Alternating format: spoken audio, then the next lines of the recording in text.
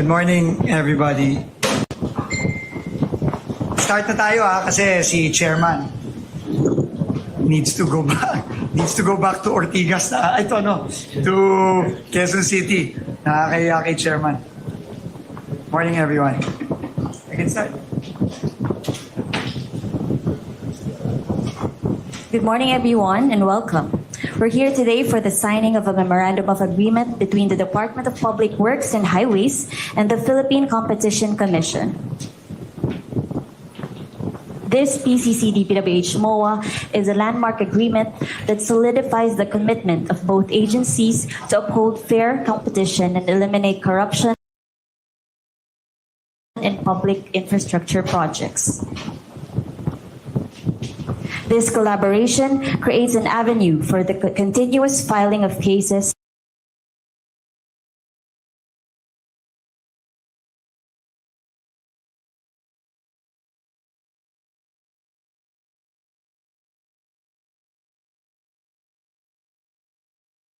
potential remarks. Good morning, everyone. First of all, nagpapasalamat po tayo kay Chairman Mike Aguinaldo at sa buong organization ng Philippine Competition Commission para dito sa napaka-importanting memorandum in terms of public infrastructure where the implementing agency like DPWH has signed a long-term agreement with the Philippine Competition Commission in order to safeguard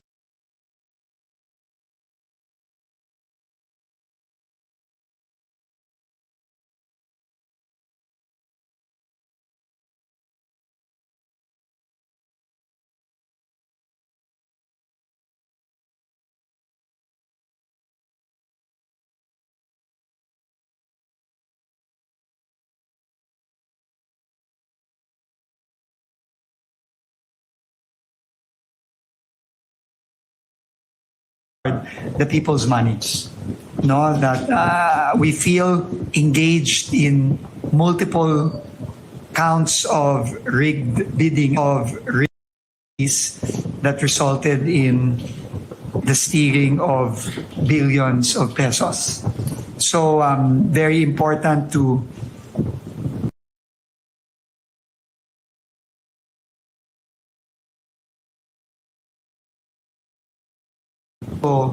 ngayon nga, because Chairman Mike and myself, we will not be in these positions forever.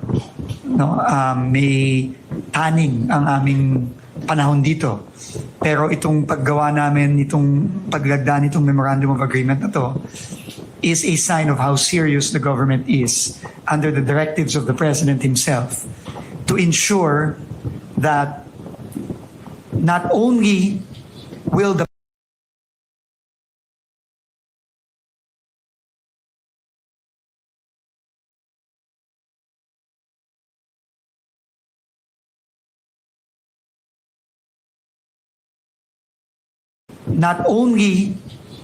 people get see that the president wants to leave, na tama na yung paulit-ulit na ganitong nangyayari sa atin, no?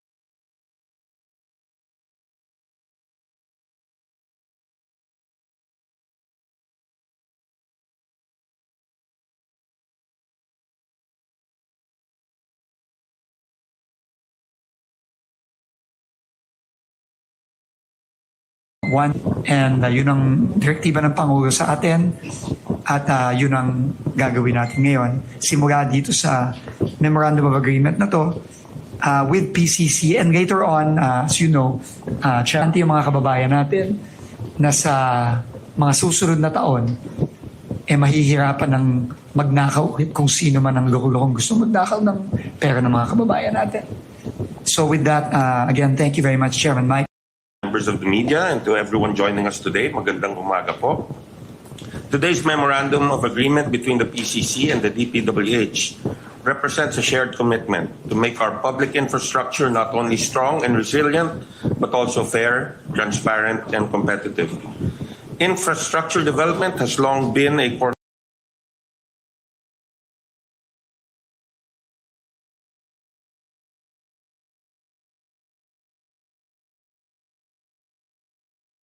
Infrastructure development has long been a corner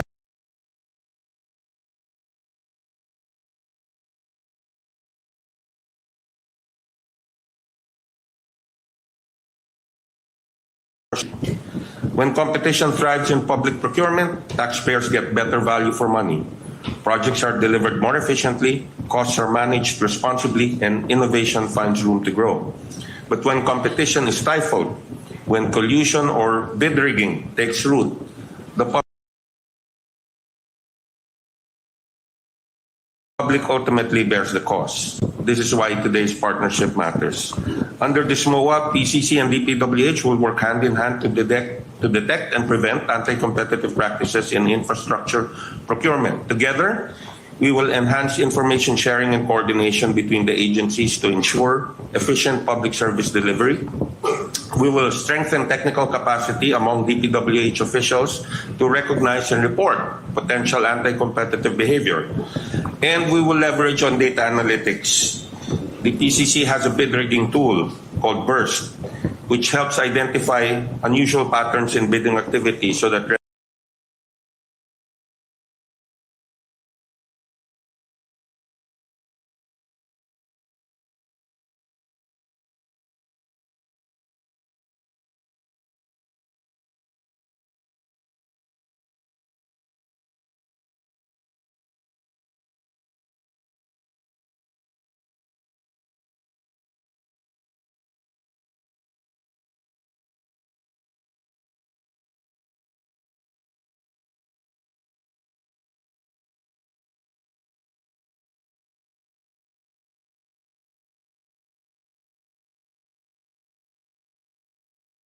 red flags incomplete with the information required sa PhilGems. That will help our data analytics because it becomes easier now to spot patterns such as bid rotation and the like. This is an example of what we want to call competition by design, embedding fairness and efficiency into the very systems that drive development. It also reflects a larger principle that the PCC continues to champion, that competition building institutions that make markets and government work better for everyone. To our partners at the DPWH, we commend your openness to this collaboration. By institutionalizing competition safeguards in public works, you're not only protecting the integrity of your projects, you're helping raise public confidence in how government spends and delivers. In the end, this MOA is more than just about policy coordination. It's about nation building through fair competition. It's about ensuring that the roads and bridges are built not just with concrete and steel, but with integrity and trust. On behalf of the PCC, I thank the DPWH, Sec Vince, Sec Rico, for joining us in this effort. May this collaboration be the foundation for more partnerships that uphold our shared values, fairness, transparency, and competition for the benefit of all Filipinos. Maraming salamat po at mabuhay po kayong lahat.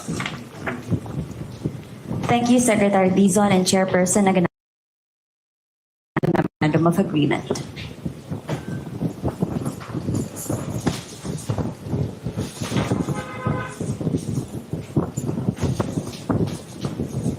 Joining Secretary Dizon and Chairperson Aguinaldo are our witnesses for today, DPWH Undersecretary Ricardo Berda III and PCC Executive Director Kenneth Tenate.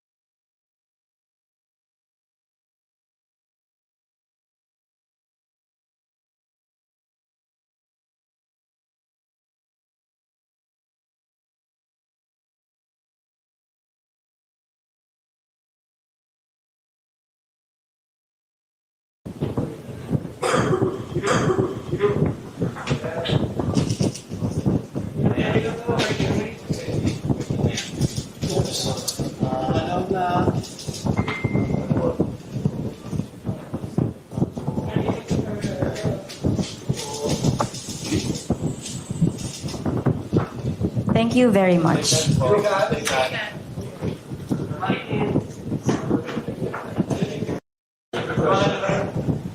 We can grant 1 to 2 questions.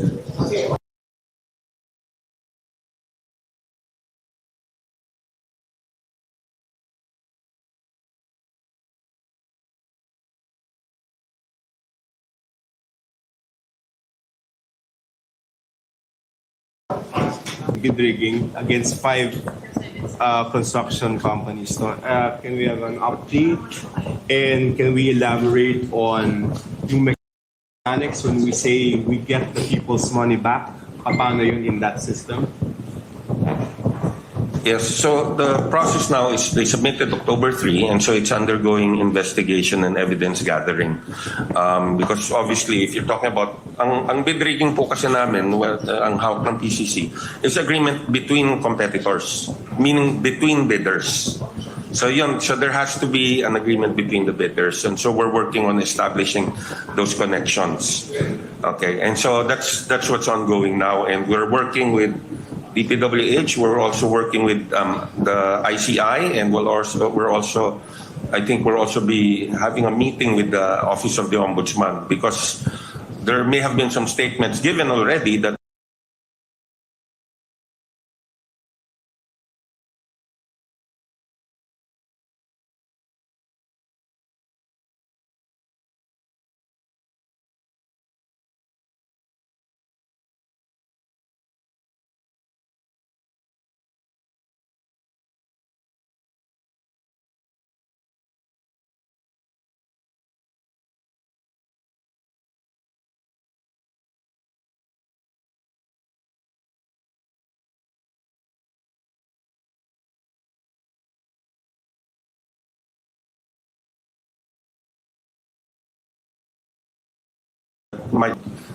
it can go as high as 250 million, depending on circumstances involved, and that's for each offense. And so when Secretary Vince was saying na pwedeng umabot sa so many hundreds of billions, posible po talaga, if we're able to show for each case na may violation talaga, if you add them all up, pwedeng umabot talaga ng ganung kalaki. So indirectly, it's a way of getting the money back. It's because through fines, not through restitution. Iba pa yon. Okay, kay Ombudsman Boying po yun. Tsaka kay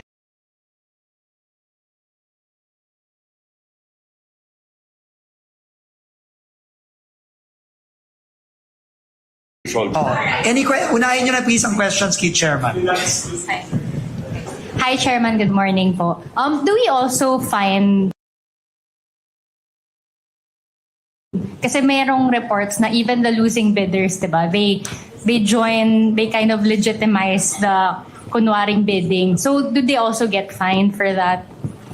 Yes, because what the law penalizes is agreement among bidders. And so it's not just the winning bidder who gets fined, pati mga kakutsaba niya, kumbaga. So they can also be part of the fine. I think it's solidary liability pag kasama. So any one of them can be held liable. So even if the assets of, say, the winning bidder have already been seized,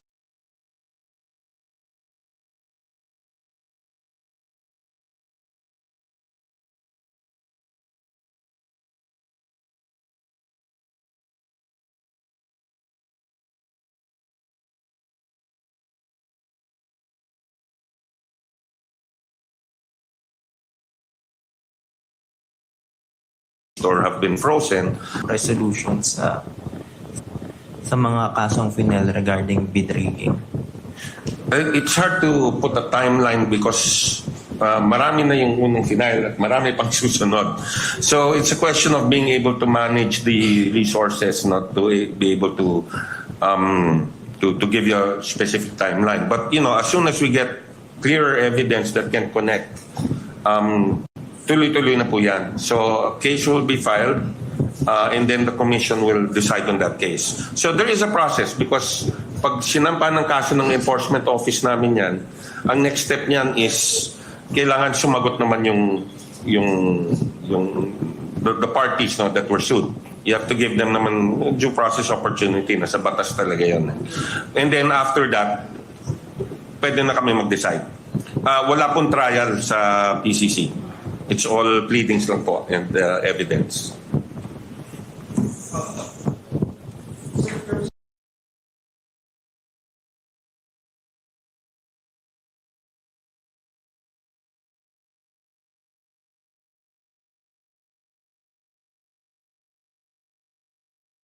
In terms of penalties, Batas. On our part, normally, after yung what we call administrative procedure sa amin, no, we can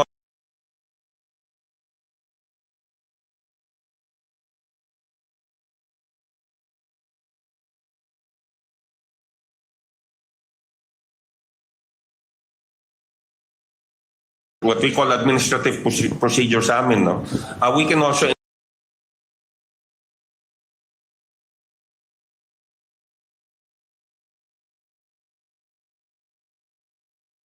endorse it to the D.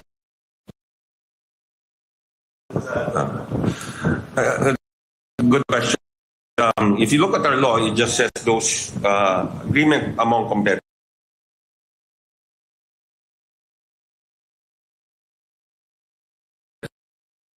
Charging as well. Kasi parang conspiracy na rin ang mangyayari niyan. So it's untested but I think that is where they're leaning. So hindi lang po back ang posibleng masali dyan.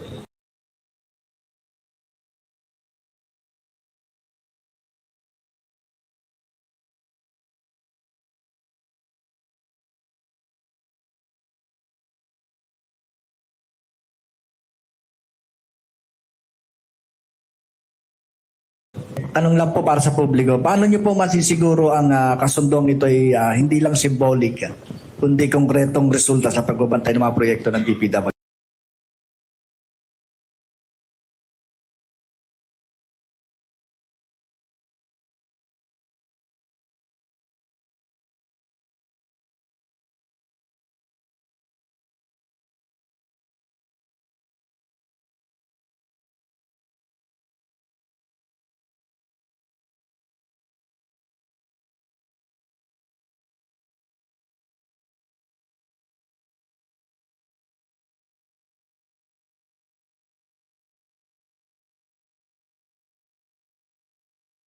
Ultimately, ang pag-uusga sa aming lahat dito sa gobyerno, hindi naman kung ano ang sinasabi namin. Hindi kung ano yung pinipirmahan namin. Pinipirmahan namin mga ganito. It's really kung ano yung gagawin namin. No, ano yung ginawa na namin, ano yung tutuloy-tuloy namin gagawin, ano pa yung mga gagawin namin.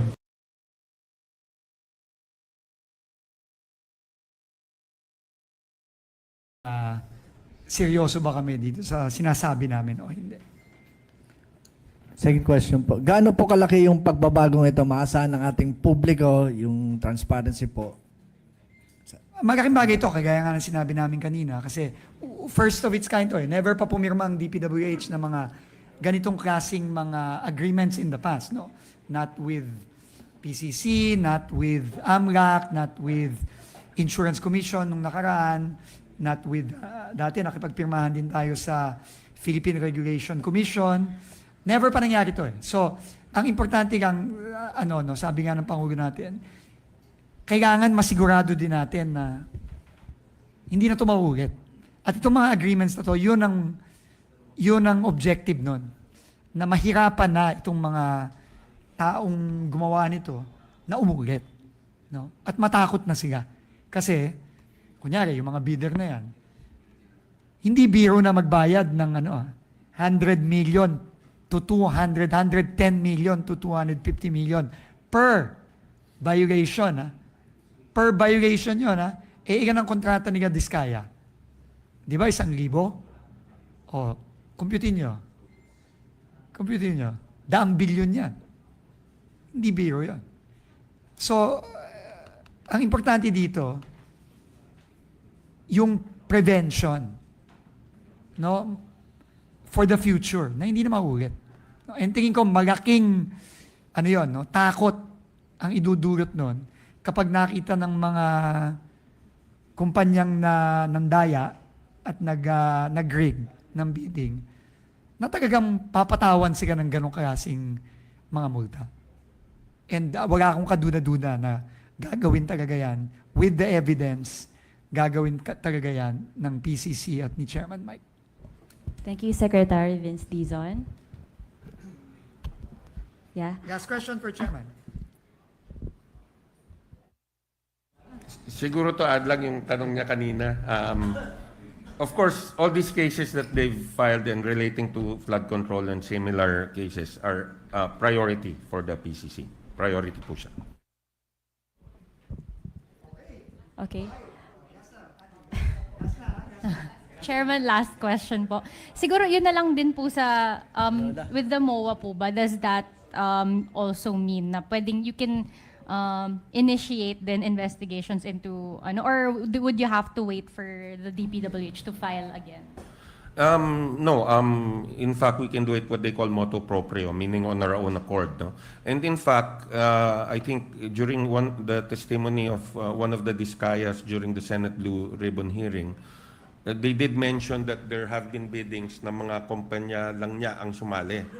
So that, I think, might be a clear indication already of bid rigging. But of course, I leave it up to our enforcement office to do that. But when we heard that, I immediately called the head of our enforcement office to look into it.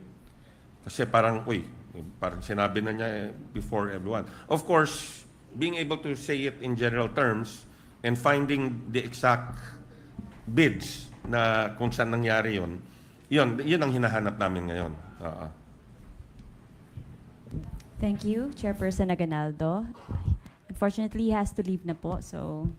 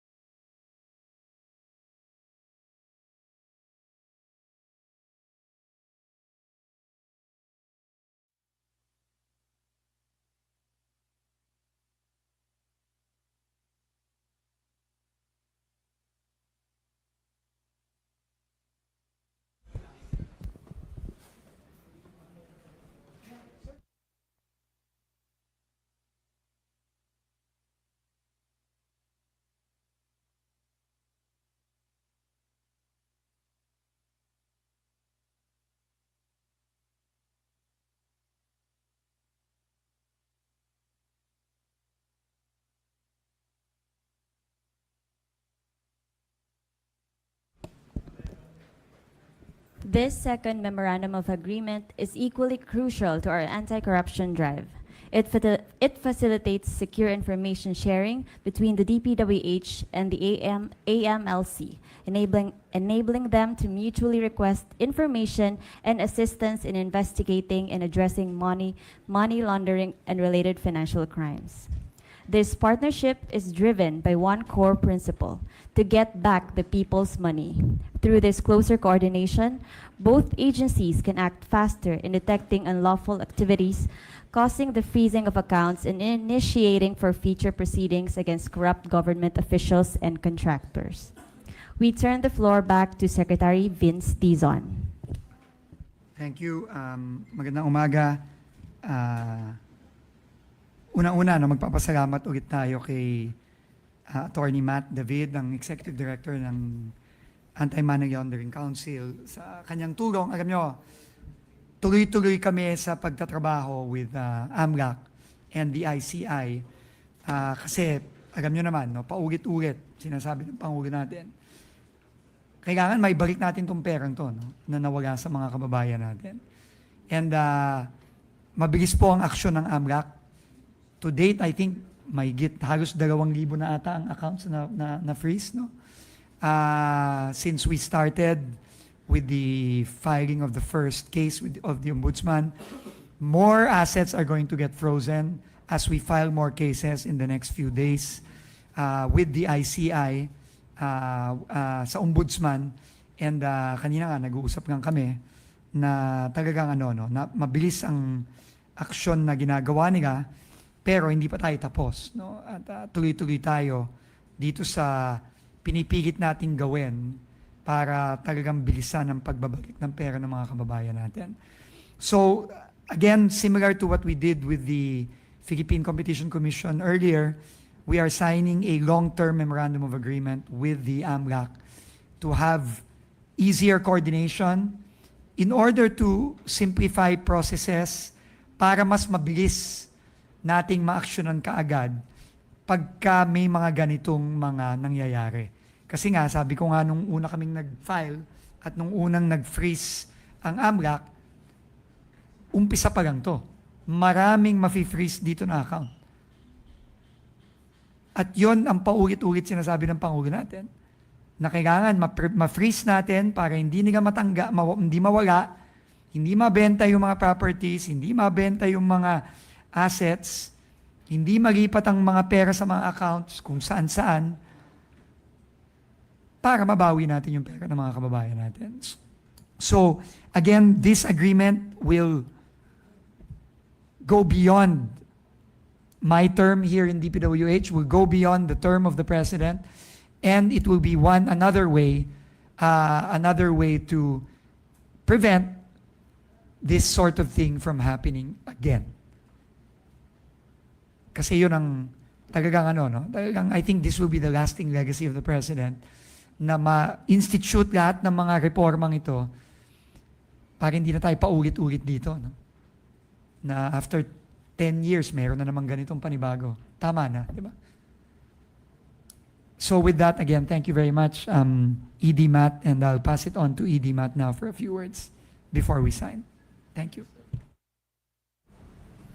Yes, to our DPWH Secretary Vince Dizon, sir, good morning.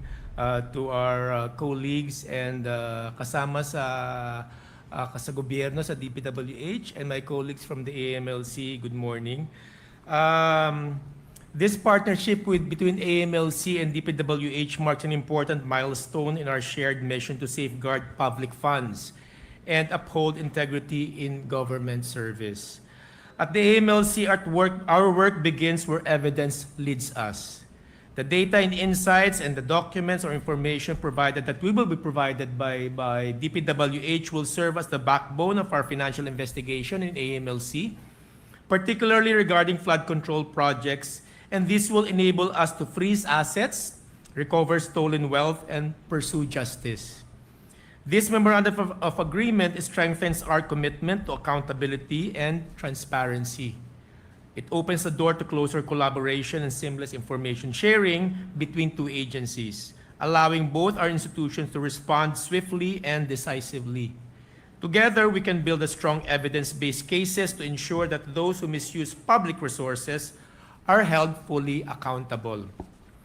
Through this collaboration with DPWH, we are enhancing our ability to trace financial flows and recover assets linked to corruption and return them to their rightful owners, the Filipino people.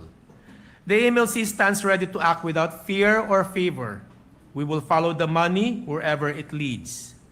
Katuwangan DPWH, sisiguraduhin natin na anumang korupsyon na may iniwang bakas ng salapi o ari-arian ay ating maiimbestigahan at ang mga bakas na ito ang maghahatid sa pananagutan at katarungan para sa sambayan ng Pilipino.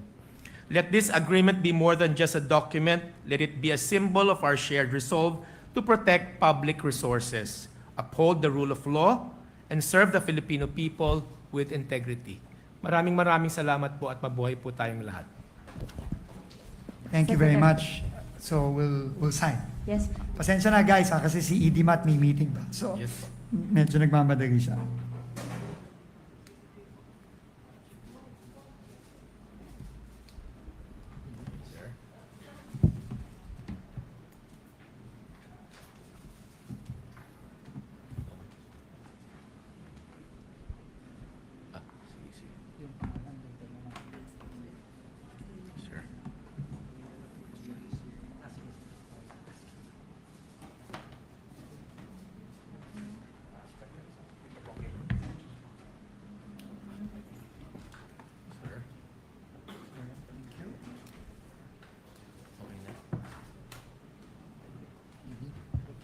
Tayugan tayo.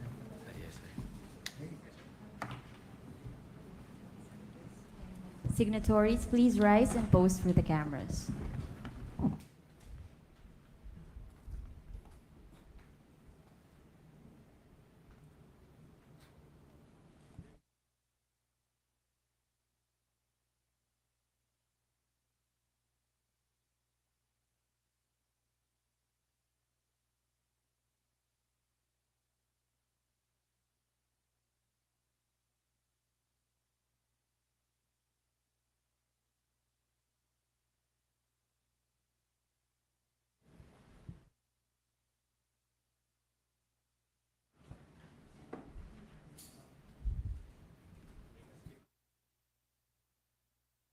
Yeah, sorry, ED needs to go, but 2 questions. So 2 questions only, ah.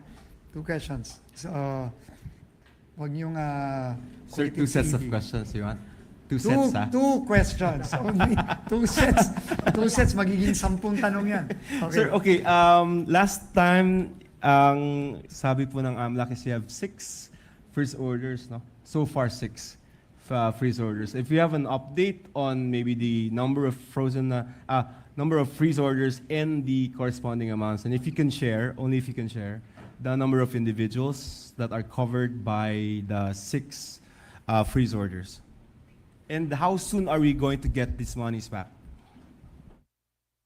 Yeah, I can give you an update regarding the total, the value of the total frozen funds and personal and real property. Right now, as of this morning, meron na pong 5.2 billion and we're still waiting for the submission of other bank returns and valuation of other properties that were frozen by the 6 freeze orders po.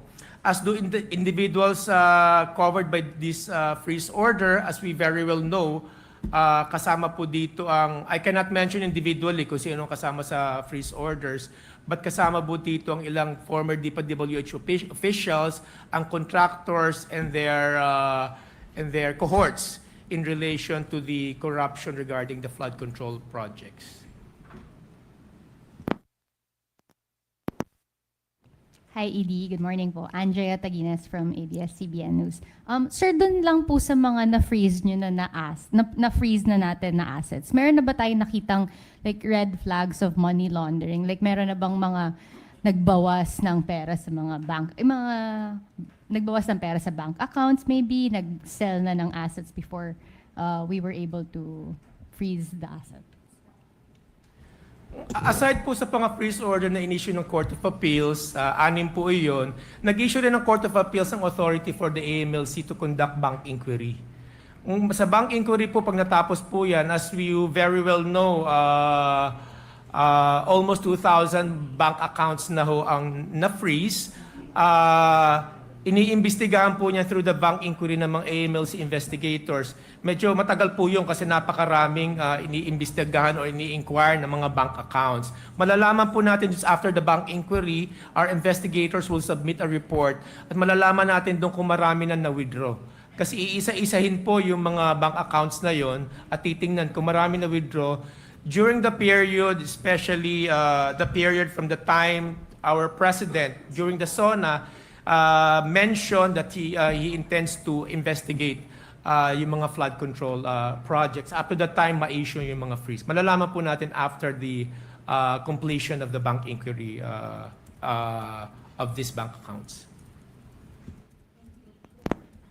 Because yesterday, si Justice Reyes had a testimony before the Senate where he said na yung flow of money among and between individuals that are involved by cash. So, does it make it difficult for the AMLAC na ganun yung flow ng money? And if it's moving that way, pwede ba natin silang makita somehow? Paano yun, sir? It's difficult kasi I'm sure hindi na magbabangko-bangko yan, baka mamaya tulad ng mga dinideliver na lang sa bahay. Paano yun, sir? Pagka yung ganun na flow. Sa money laundering kasi, especially sa money laundering predicated on corruption, bribery, or malversation and plunder, which is the case here in the flood control project, there are different modes of laundering funds. One is using the financial system. Using the financial system is to deposit or withdraw funds through the banks or our financial institutions and other covered persons or reporting entities of the AMLC. One is buying properties, personal or real properties. Nakita naman natin dito na yung mga possibly involved in flood corruption projects have a lot or of personal and real properties. Isa naman din pong mode of laundering funds is not depositing them in the financial system, not putting them inside the financial system. And nakita rin naman natin sa investigasyon ng Senado, yung iba nilalagay sa bahay, sa condominium, at sa hideout ng ating mga allegedly bagman. Yung mga nasusundan po ng AMLC sa ngayon ay yung mga nire-report po ng ating covered persons, yung mga through the STRs saka CTRs na palagi nating naririnig. Nasusundan po din natin yung mga real properties saka mga personal properties through our coordination with the Land Registration Authority, with CAAP, Marina, at iba pang agency ng government to which these personal and real properties are registered. Yan po ang nasusundan natin, nako-cover natin dito sa freeze order na in-issue ng Court of Appeals. As to the cash na tinago po sa mga bahay at sa mga hideouts po, yan po ay patuloy na iniimbestigahan, kasama po ang natin ng NBI at ng DOJ para po malaman po at makuha pa rin yung mga ganong mga pondo na tinago po sa ibang lugar. Kahit sikreto, hindi dumadaan sa financial system, gagastusin nila yung pera na yun. So papasok yun sa mga properties, sa mga kotse, and you will be able to detect. Yes. Posible po na gamitin nila for other purposes, katulad ng mapagbili po ng mga personal and real properties na nabanggit natin kanina. Thank you very much, everyone. So, thank you again to ED Matt and the AMLC. So we'll just have to excuse them. I'll come back in a while. Just give me a few minutes. Thank you.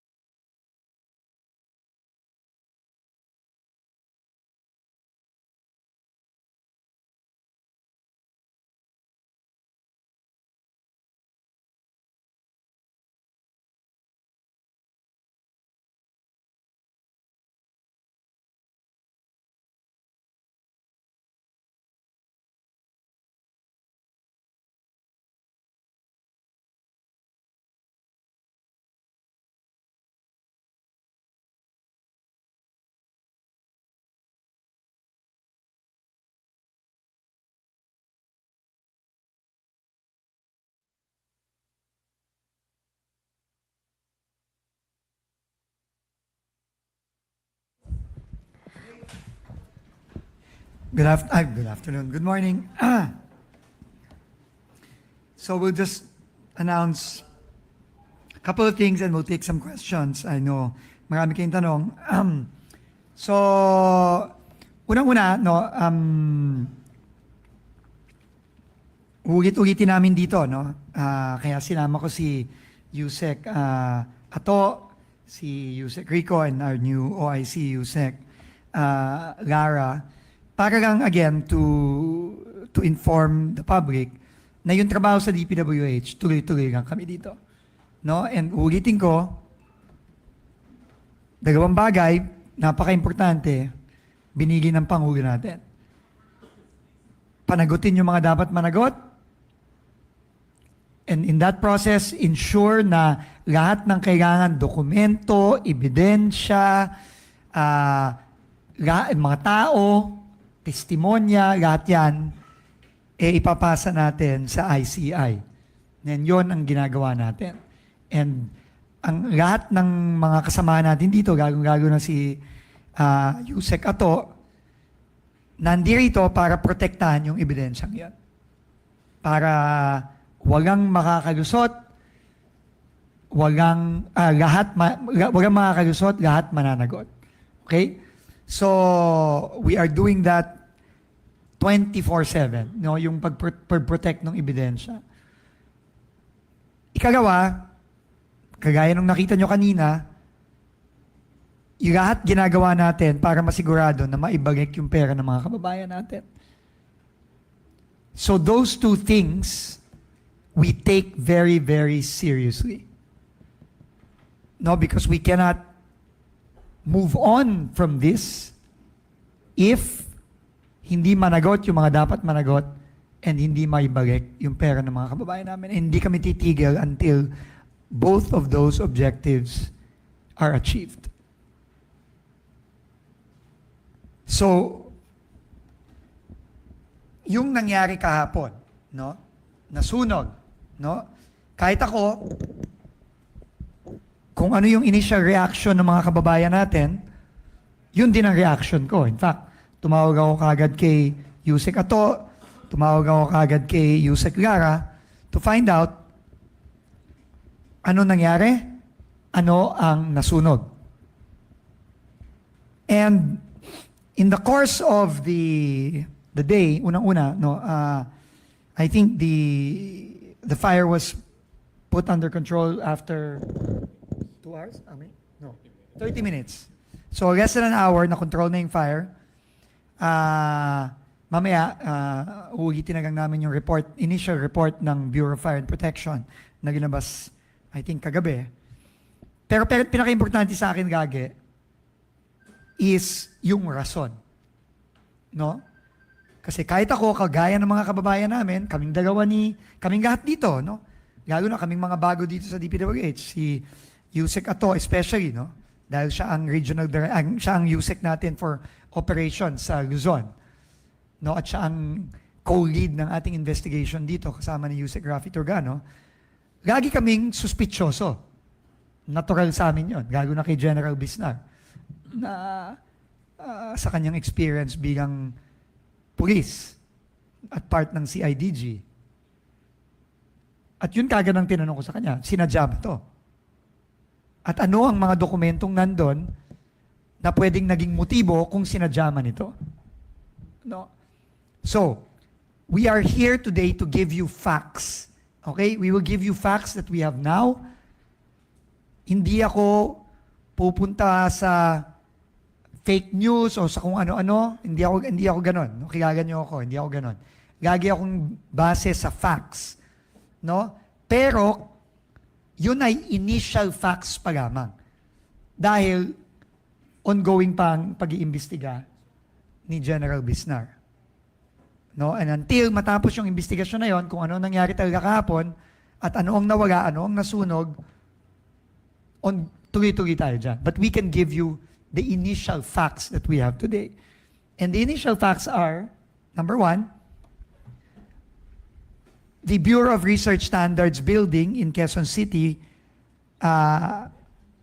suffered a fire, no, yesterday, no? Pero awa ng Diyos, hindi naman yung buong building ang nasunog. Naagapan to, mabilis rumisponde ang ating Bureau of Fire. Nagpapasalamat tayo sa Bureau of Fire at sa LGU ng Quezon City. No, kay Mayor Joy, nagpadala kagad ng mabilis na response. No, napatay yung sunog in less than an hour. No, I think within 30 minutes. Napatay yung sunog. No, about an hour. No, a little less than an hour. Okay. Ang Bureau of Research Standards, para alam nyo lang, ito ang division ng DPWH na nag-aaral. No? Siya ang nagpo-provide ng mga studies para sa iba't ibang mga proyekto. Hindi siya parte ng implementasyon ng proyekto.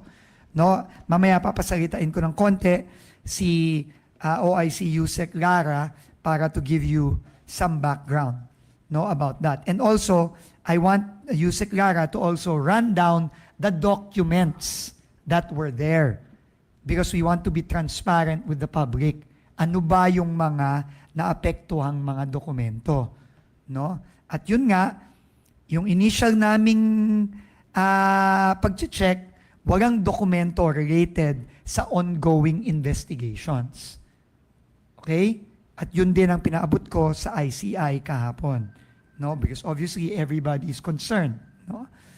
Now, yan yung sitwasyon sa BRS. No? Yan, nakikita nyo ngayon.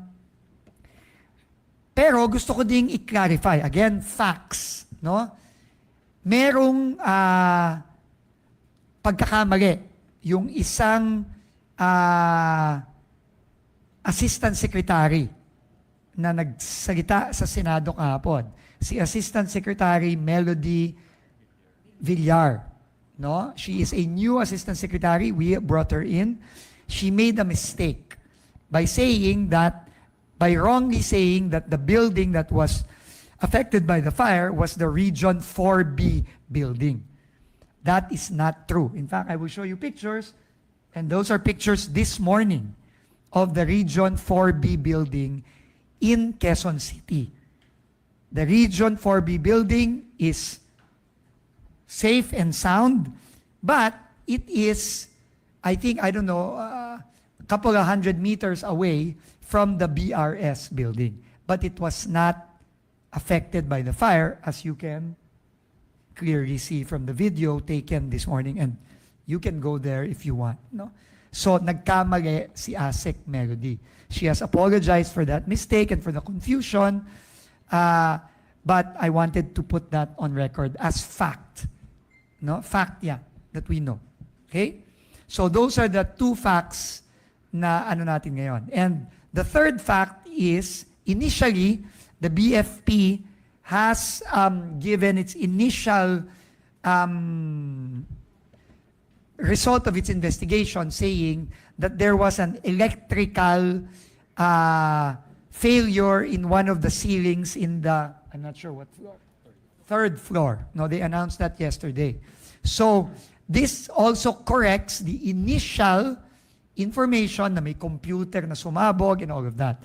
So, according to the BFP, nanggaling sa kisame yung short nung electrical wires. No? Yun ang initial resulta ng kanilang investigation.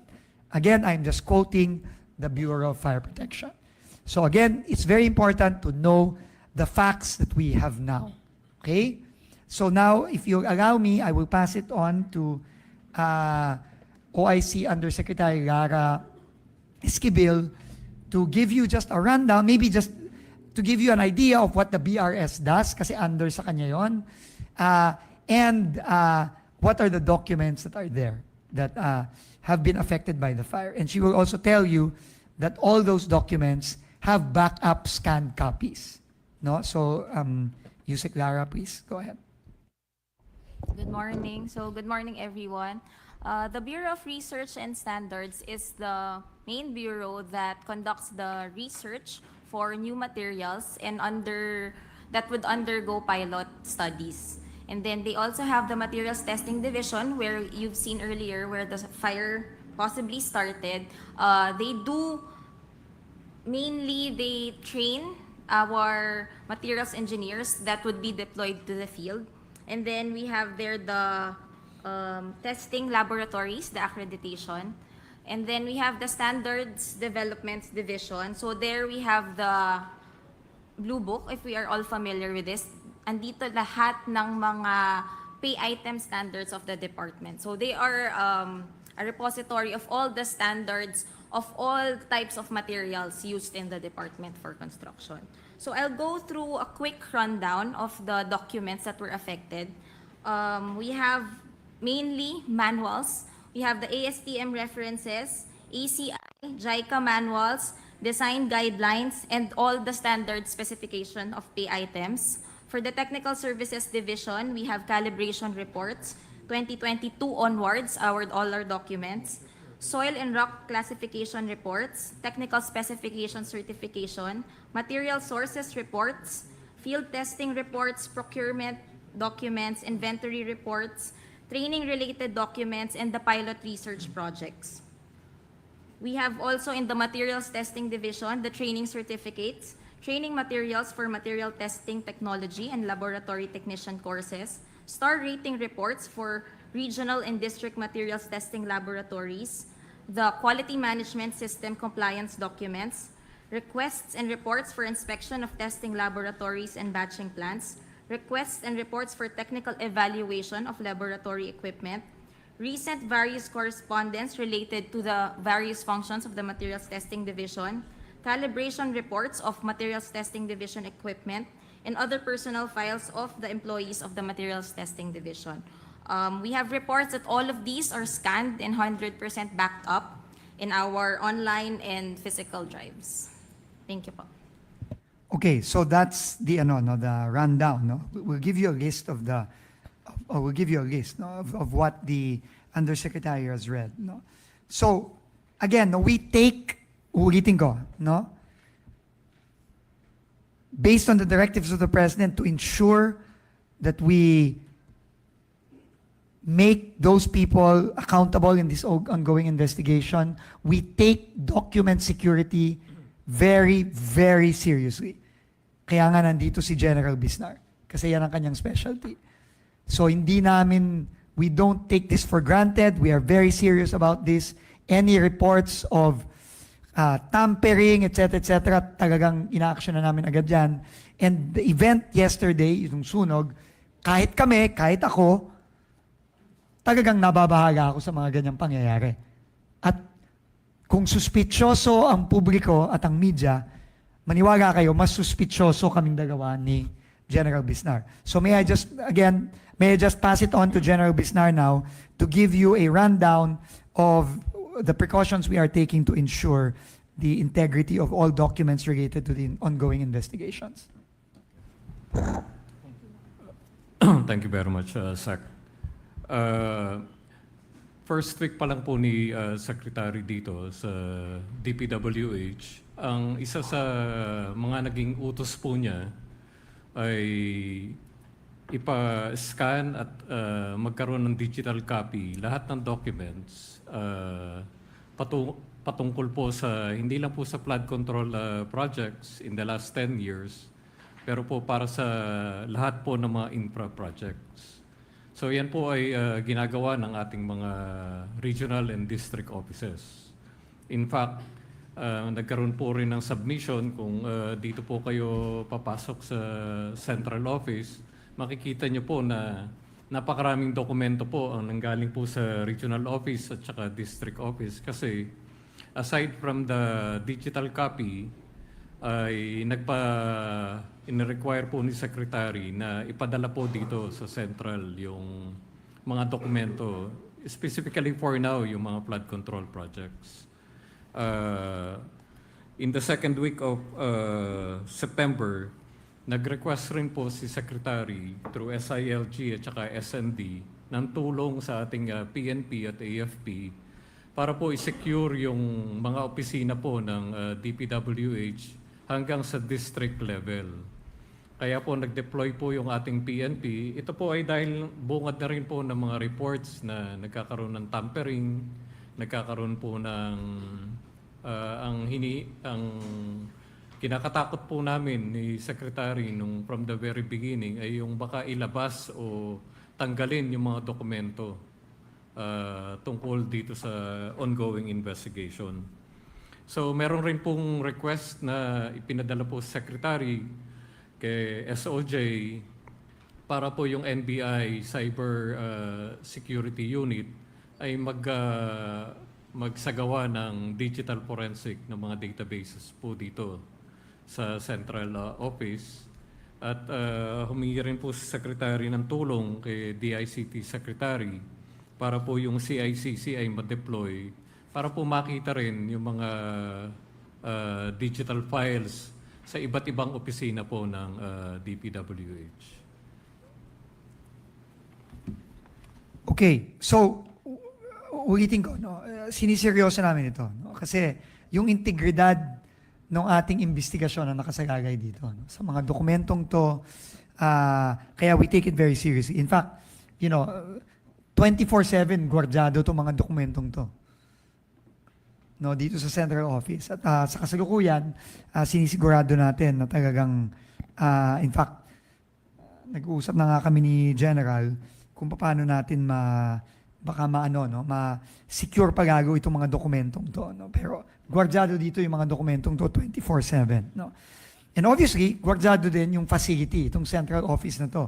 No? From possible infiltration of people who might want to do something here, no, nakabantay po tayo dito. At sinisigurado natin na talagang mapoprotektahan yung mga napaka-importanting mga dokumento dito. So, ulitin namin, no? Ongoing tong investigation namin sa BRS.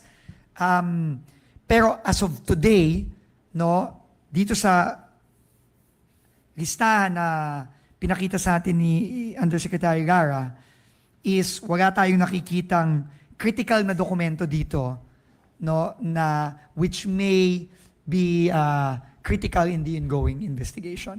And plus, add to the fact na all of them are backed up by scanned copies. No? So, we will give you additional updates as we continue with the investigation into the fire yesterday.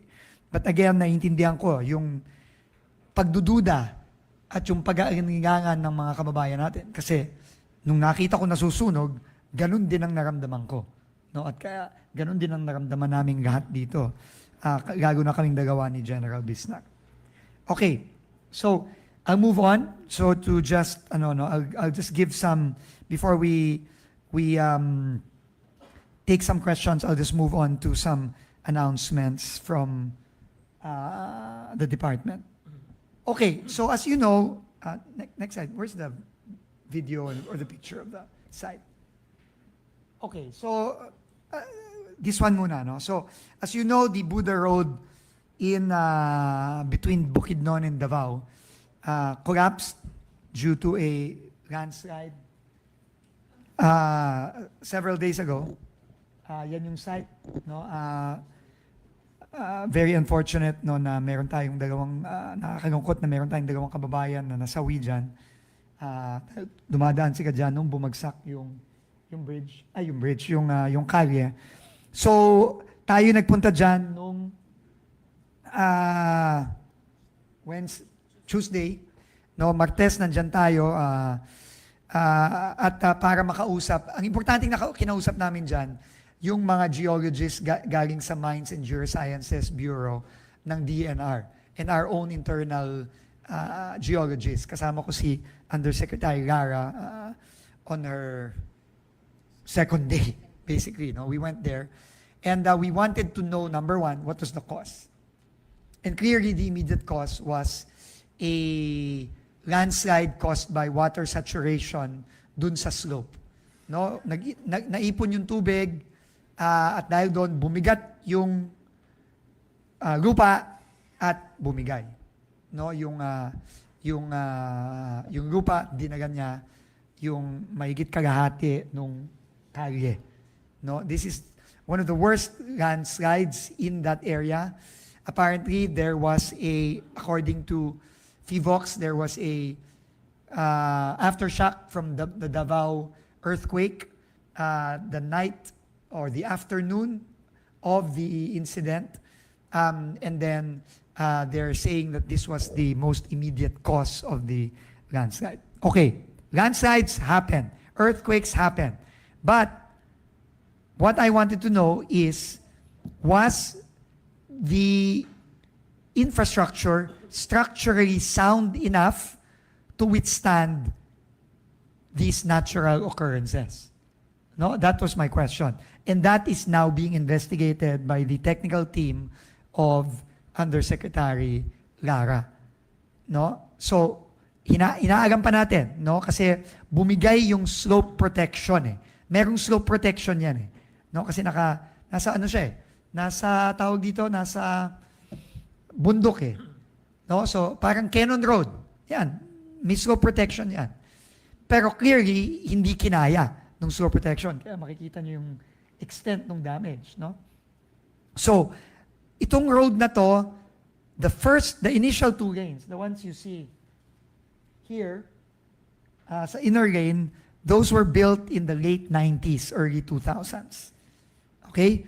But the outer lanes, no, yung sa may bangin, no, these were built anytime between 2021, 2022. No, yun, ito. Yung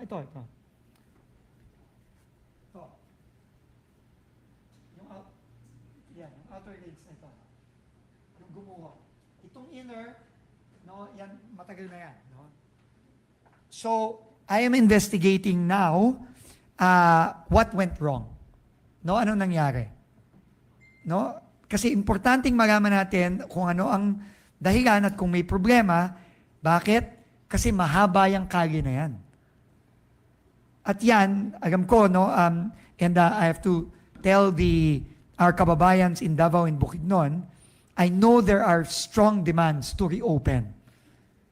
But upon consultation with the DNR MGB team and our own geologists and geotechnical specialists, they do not recommend reopening this for now. Why?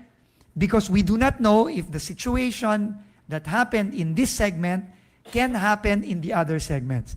And I am not going to risk anyone from traversing this road until we know exactly ano ang cause and until we know what we can do to either strengthen it or to address possible weaknesses in the road. Maraming nananawagan na buksan ko na agad yan ngayon. Ito, nakikita nyo, may dalawa dito. Ito, may mga nananawagan dyan, nabuksan ko na yan ngayon. Mahirap itong desisyon na to dahil kabuhayan ng mga kababayan natin yan. No? At nahihirapan sila kasi malayo ang detour. Pero sasabihin ko na ngayon, pasensya na po. Hindi ko po pwedeng i-risk ang buhay ng mga kababayan natin now that I have received information from our geologists that it is a danger area. Okay? Hindi ko gagawin yan. Hindi ako mag-risk ng buhay ng kababayan natin at magbubukas dyan para lang buksan. Okay? So now, ano ang plano? Okay, previous slide please. The plan is we will build a detour road, no? Here. We will build a detour. This is the area na bumagsak. We will build a detour road here to here. No? Para dito muna dadaan ang mga sasakyan. Okay? Pero, hindi pagka nagawa na to, which is going to take a while, but we will go as fast as we can, we have decided not to open the entire road. We will only open the original 2 segments, yung sa loob. Bakit? Kasi hindi tayo sigurado kung yung dito sa labas na ito at yung mga slope dito, baka ganun din ang mangyari at magkaroon ulit ng discussion. So that is the plan, okay? So I just want to make it very clear. So we will act as fast as we can, okay? I mean, For those of you who know me, alam nyo naman na ayoko na mabagal. Pero kailangan mag-iingat tayo.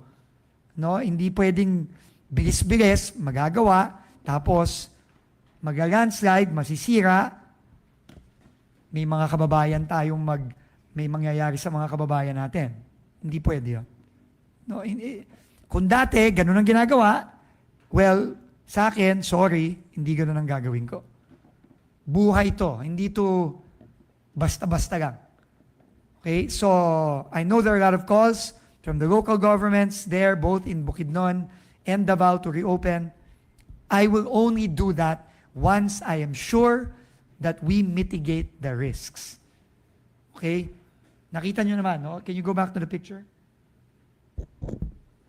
I cannot open this. How can I open that? I mean, diba? So, until we find a solution to this, I will not open that road. I want to make it very clear. I'm sorry, kahit may magagalit sa akin, pasensyahan po tayo, mas importante po yung buhay ng mga kababayan natin. So, we will have to find a way, we will work as quickly as we can with the experts, but this is not something I'm willing to risk for our kababayans in Bukidnon and Davao. Okay. So, Yusek Lara, you want to add anything? Sorry, I think to our plan. Can you go back to the plan? Sige, Yusek Lara, maybe a little more information. Yes, good morning, everyone. First thing, what we want to do is conduct a geotechnical investigation and a geophysical survey of the area, just to get possibly a 3D, 2D model of what the section looks like. So this one, we are hoping, we're exploring different engineering interventions, options, and in consultation and in coordination with DNR MGB also of the local area. But first thing we want to check is if the slope is still moving, we want to monitor how the section is behaving. But again, as Secretary said, we want to first see what is happening there, because we don't want to do any decisions na blindly. So we want to investigate the area. We're doing it as fast as we can so that the regional office would be capacitated and they would have the reinforcements they need to be able to conduct this study. So we want to do the risk assessment with proper data. Thank you. Okay. Yun. Thank you very much, Yusek Lara. They know their job, so let's trust them to do their job. But it's the technical people. No, we're not going to do anything until we are sure that the road is safe. No. So there is a detour now. It will take some time, but we are looking for ways on how to speed this up, and we will make the announcements on this as we move forward. Okay. Next, I want to give an update on the Pigatan Bridge. So, we are 24/7 working here, and I'm very grateful to the men and women who are working there right now 24/7. Araw-gabi ang trabaho dyan ngayon. We are now in 2 weeks at 40-something%. No? 40.2%. No? So we are on track to finish this based on the President's timeline.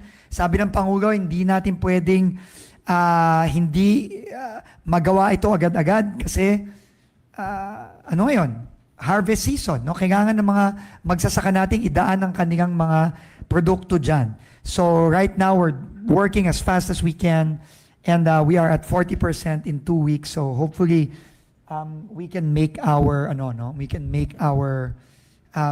deadline, or even beat our deadline. No? So we will continuously give you updates on that. Now, we have also been informed na may mga sections dun sa detour road na problematic.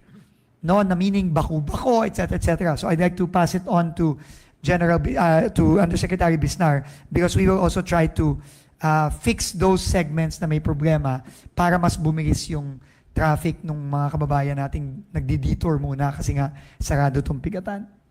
Undersecretary. According po sa OIC Regional Director po natin, si Ma'am Rona Obinya, gagawan po to ng straight line diagram para po ma-identify ano po bang mga sections nitong detour na to ang kailangan i-upgrade at kailangan na lagyan ng gravel o i-pave or i-concrete? So, within the day or two, magsasubmit po sila nito, Secretary, para po ma-actionan po natin. Sige, nagreklamo kasi yung mga trucks, no? Kasi baku-baku daw. So, we will have to find a way to fix it para mas bumilis yung daloy ng traffic doon. But this one, I'm confident that we will meet the deadline here and we will reopen the detour. We will open the detour bridge of Pigatan very soon. Okay, next is our efforts for rebuilding the school buildings in Masbate. Alam niyo naman, no, tinamaan ng napakalakas na bagyong Masbate. Ito lang ang binisita ito ni Secretary Sani Angara nung Monday kasama ng ating mga regional and district officials. And masaya si Secretary Angara sa progress, no, mabilis. May mga schools na natapos na. So we have 114 school buildings ongoing. Inaayos, marami dito natanggalan ng bubong, nasira yung mga dingding, nasira yung mga kisame. So again, binibilisan ito at tingin ko mabilis ding magagawa ito. No? So, kaya naman pala ng mabilis. No? Kung gagawin nga, tututukan nga. No? Yun ang tingin kong nakita natin itong last couple of weeks natin dito, lalo na sa mga disaster areas, sa Masbate, sa Cebu, sa Davao, at sa ilang pang areas. No? Kaya naman palang mabilis at kaya naman pala na maayos. So, that same principle, we're gonna apply also to address the backlog, the huge backlog of classrooms for this year. No? So, I'll make some announcements there. I think Malacanang already made some announcements. Yesterday, I would just, repeat the announcements that came directly from the President. No?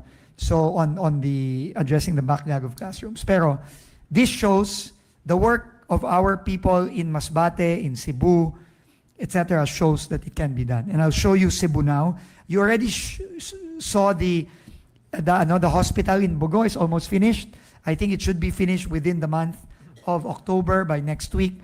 Fully done na yun. And in fact, mas maganda pa nga siya ngayon kaysa nung bago tumama yung lindol doon. No? So we're very pleased with the work there in Cebu. And I will also show you the 10 bridges and the 4 major roads that are undergoing repair as we speak. And I'll show you progress photos of the roads and bridges.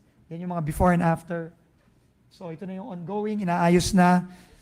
And I think we're on track to finish by maybe by early November.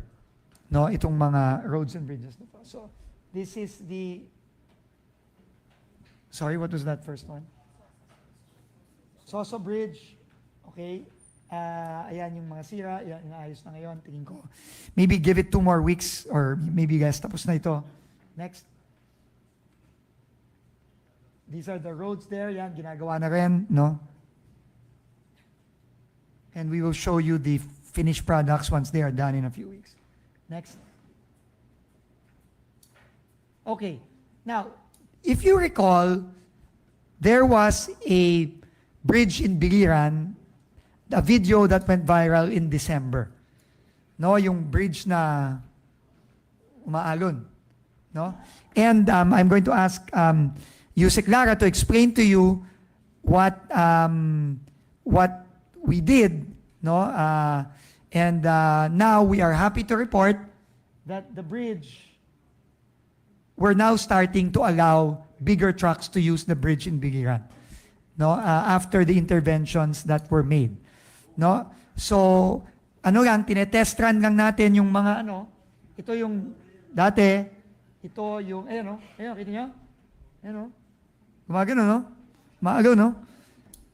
Hindi AI yan, ha? Pakakala nyo, AI video yan, ha? Totoo yan, okay?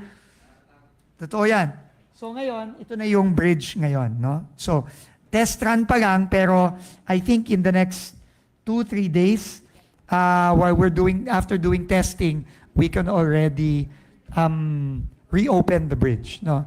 Yan, ginawa yan in the last, talagang pinaspasan natin yan in the last couple of months, last couple of weeks. So let me just ask OIC Yusek Lara to give you an idea of what was done here. Yes, so for Biliran Bridge, we can see here last year, grabe yung alon. So we think there was some resonance here with the wind and possibly, kasi kahit walang dumadaan it was vibrating. We are thinking there was resonance with the wind velocity at that time. So anyway, this is an old bridge. So when we check this for the new code, what we do normally kasi when we check the capacity of a bridge, we check it versus the new code. So when we check this, sobrang baba na talaga ng capacity, even as you can see there, nag-vibrate siya even without the loading. So they did repairs here, especially for steel sections na sobrang nipis na. Since this was designed for an old code, there were sections na hindi na pumapasa talaga for the old code. So they installed additional plates to stiffen the suspended length of the bridge. So we're doing now is the testing. We're recommending increasing the limit, however, subject for actual verification. Because we want to see how the bridge behaves since hindi lang naman yung live loading of the trucks yung kinakarga niya, but as we saw is the wind load dun sa area. So in 2 days, as Secretary mentioned, we just want to finish the checking of the behavior of the bridge versus different types of vehicles or trucks na nadadaan sa bridge. Thank you. Yeah. So hopefully we can fully reopen this with the new loads in the next 2 to 3 days, after we do testing. So ito yung binigin ko kay Yusek Lara na, number one, we don't take chances with safety. No, we don't take chances. So we have to test, we have to make sure na talagang kaya, and that's the only time that we make the decision to fully reopen. Pero ngayon, may traffic management pa rin dyan, dahan-dahan, pa isa-isa. Pero hopefully in 3 days, bukas na. So, we will give you regular updates on this, no? Pero ito lang masasabi ko. Pwede pa lang gawin itong mga ganito. Pwede pa lang mabilis, pwede pa lang maayos, basta lang tama yung gagawin. At hindi shortcut at hindi pinagkakakitaan lang. Okay? Yun ang aming mensahe. At ito, hopefully, gagawin na nating new normal dito sa DPWH.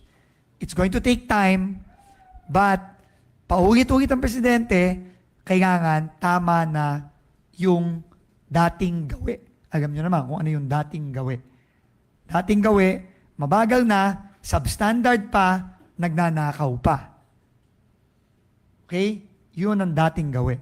Sabi ni Pangulo, tama na yan, enough is enough, mag-new normal na tayo dito. And that is what we are trying to institute here. It's gonna take time, but from what we have seen in the response sa mga disasters, yung bilis ng response, bilis ng pagpapagawa, yung quality ng pagpapagawa, if you look at Cebu, Masbate, and later on, you will see in other areas as well, here in Biliran, in Davao, in Bukidnon, later on, pagka nagsimula na tayo ng trabaho doon, hopefully that will be the new normal, in DPWH. But it will take time. So with that, I think that's it for now, for this week. So in the coming weeks, marami pa kaming mga pupuntahan na mga areas at para lang i-address to maraming mga problema dito. But just on bridges, I've already instructed our new Undersecretary to do a complete inventory and a check of all critical bridges nationwide. And that's what they're doing now. So, that's it. So, anything else? Okay. We will now So we'll entertain questions. Thank you. Thank you, Yusek Lara, Yusek Ato, and Yusek Rico. Yes, please introduce yourself first before you ask. Sir, dun muna tayo sa fire. Can we now, with the evidence or with the initial reports that we have, can we now rule out that the fire was an accident and there was no intent to affect any investigation into any infrastructure projects? hindi pa final yung investigation results. So, right now, sabi ko nga sa inyo, mas suspicioso pa kaming dalawa ni General Bisnar kaysa siguro sa inyo. So, right now, we will take the facts as they are today, but the investigation is still ongoing. So, we're working with the BFP to still investigate. And once there's a final report, then that's the only time we will rule out anything. So hindi pa po nai-rule out na. But sir, are you aware of certain reports that yun pong building or 4B, siguro yung building, pinag-opisinahan ng asawa ng isa dun sa dalawang assistant engineers? Asawa ni Bryce Hernandez. Opisina yata doon. I will have to ask the Undersecretary for Ba sir, na Operations. history yung building na it might have been used by an associate or any... You're talking about the 4B building, not the BRS building. Hindi, mali yung information na 4B ang nasunog di ba? So walang issue doon, sir. 4B siya nag-opisina and it's not burned down, di ba? 4B, definitely not. I mean, as you can see, as you saw in the video, 4B is safe and intact. As to kung sino nag-opisina doon na Wala asawa ni ganito, ni ganyan, we will find out. We will have to check. Sir, last na But lang my 4B, again, Safe. 4B is safe. You can go there if you want. It's safe. Sir, konti na lang. Si OIC, sir, nag-run down siya ng mga documents and medyo na-pick lang yung sa curiosity ko. May na-mention ka, sir, ma'am, na procurement documents? Paano yung nature na? Actually, this was tabulated, but from what I would believe na procurement documents is procurement documents of that office. So it would be possibly goods, the equipment they use, if they procured consulting service for some studies, but it's their procurement documents. Yeah, it's procurement of the Bureau of Research Standards. If they buy equipment, for example, if they buy or if they hire consultants, that's the procurement there. It's not procurement ni Alcantara dun sa first DEO Bulacan. Sir, clarify ko lang din. Kasi we mentioned na walang crucial flood control documents nga for the investigation. Pero di ba po, 10 years na infrastructure projects yung probe natin, wala rin po bang affected na? Well, yung ongoing investigation, wala. No? Pero if you talk about infrastructure in general, well, that's the building is it's the Bureau of Research Standards. They're the ones that, put out the standards. So, if we're going to compare standards nung pagkagawa versus yung required standards, then may mga dokumento doon. But, as Yusek Lara said earlier, all of this have been backed up naman. So, but meaning, yung ebidensya para ipakulong natin yung mga loko-loko dito, wala doon sa building na yun. Sir, Go ahead. sir, si Gwen from PCIJ. Sir, dun sa Buda Road, ano po yung problema? Yung daan o yung slope protection or parehas? Hindi pa natin masasabi. That's why we have to investigate it.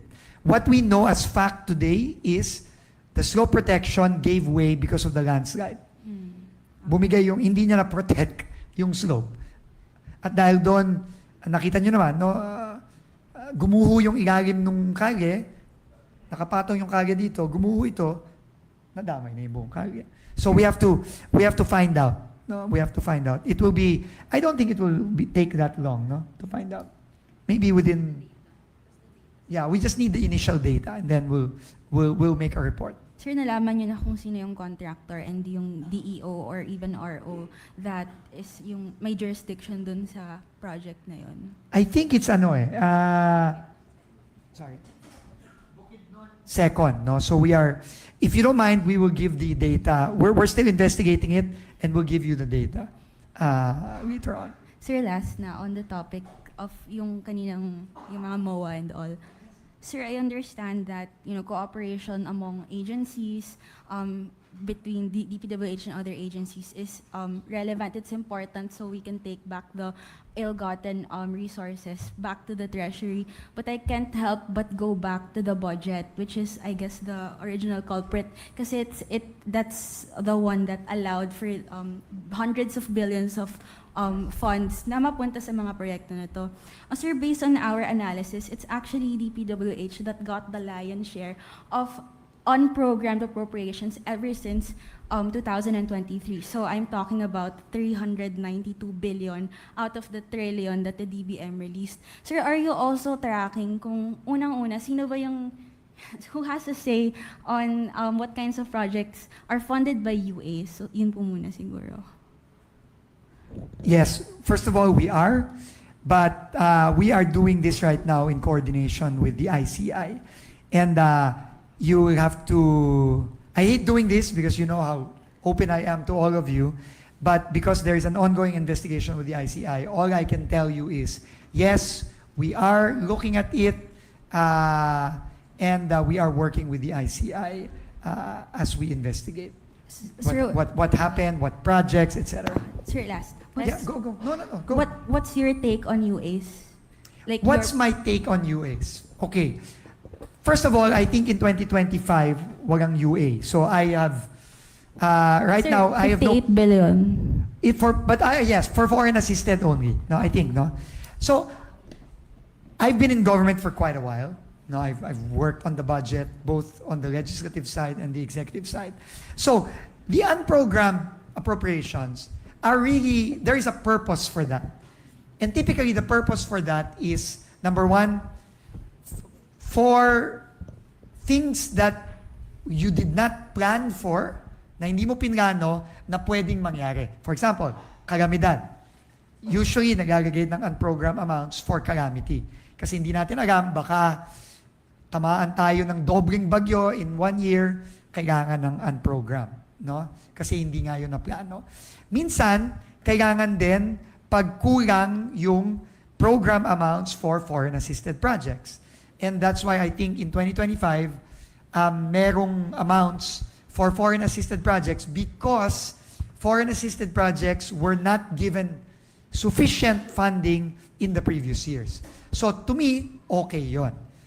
Ang hindi okay for me is gagawan mong lalagyanan ang UA para sa mga proyekto na ang sole purpose lang is pagkakitaan. Thank you, Secretary. Yun, maling-mali yun. But it will have to go through investigation. Next question is from Diane of Inquirer. Good morning po, sir. You mentioned earlier that the Bukidnon-Davao Road, may itatayong detour road. You mentioned that this will be built as soon as possible. Do you have a specific timeline? Kailan sisimulan at kailan to matatapos po? Hindi pa kami, sorry I know, I mean, importante yung timeline, no, lalo na para sa akin, no, pero as of now, hindi pa kami makapagsabi ng timeline kasi kailangan muna nating aralin yung galaw nung lupa nung bundok. Yun ang pinaka-importante kasi yun ang naging cause nung pagguho.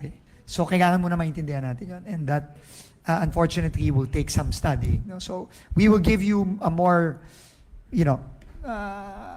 a clearer timeline once we have done that. Okay. Thank you. Our next... Sorry. In relation po dun sa MOA with PCC, you've mentioned that the MOA will ensure competitive bidding process. May napansin po ba yung DPWH or any agencies na may mga nagsasadyang matalo sa mga bidding process? Opo. Yun naman po kahit naman po sa Blue Ribbon, yun ang lumabas, no? Na meron ng mananalo at merong sadyang natatalo. No? At yung sadyang natatalo, according to the testimonies, binibigyan din ng porsyento yon para magpatalo. So, yan ang naging basehan nga nung pag-file natin under the lead of Undersecretary Bernabe nung mga bid rigging cases. Yun yung kaso na yun. Na nagkontsabahan yung mga bidder at yung back para siguraduhin may manalo at yung mga matalo, happy pa rin din sila. Yun ang kwento doon. So, and that will really be the basis for the fines that will be imposed under the PCC law, the Philippine Competition Law. Next question is from Pat Santos. Last question na, sorry. Pasensya na po because we have a mass, bakit kayo natawa? Bakit kayo natawa? Nagsisimba ako.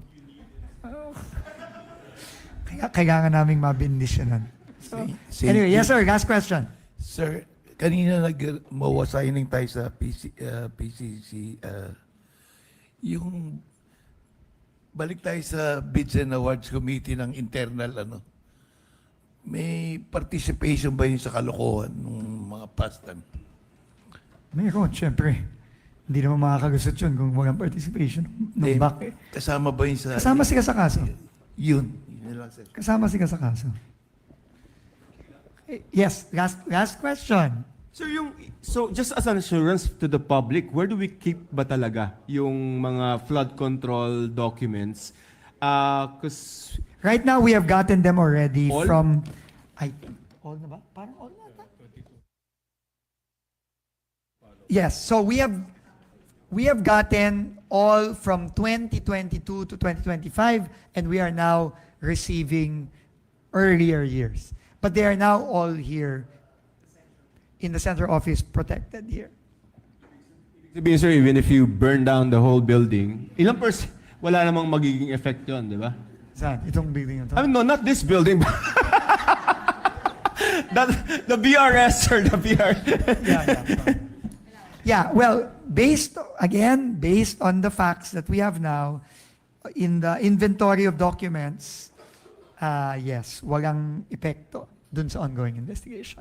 For now, hindi natin alam, di ba? Pero again, ang ating comfort ay digitally backed up lahat ng dokumento sa BRS. Okay? Thank you very much. Sec, last po. Nabanggit po Last kasi may coordination meeting daw yesterday with ICI and DOJ. Kasama ba kayo dun, Sec? And can you explain? Ano yung ibang napag-usapan? Hintayin nyo na lang yung resulta ng coordination meeting. Yes, I can confirm there was a coordination meeting, but I was not there. Undersecretary Torgano and I think Undersecretary Bisnar was there. But hintayin nyo na lang. We'll see you in the next few days. Thank you, Again. everyone. Thank you. Thank you, guys.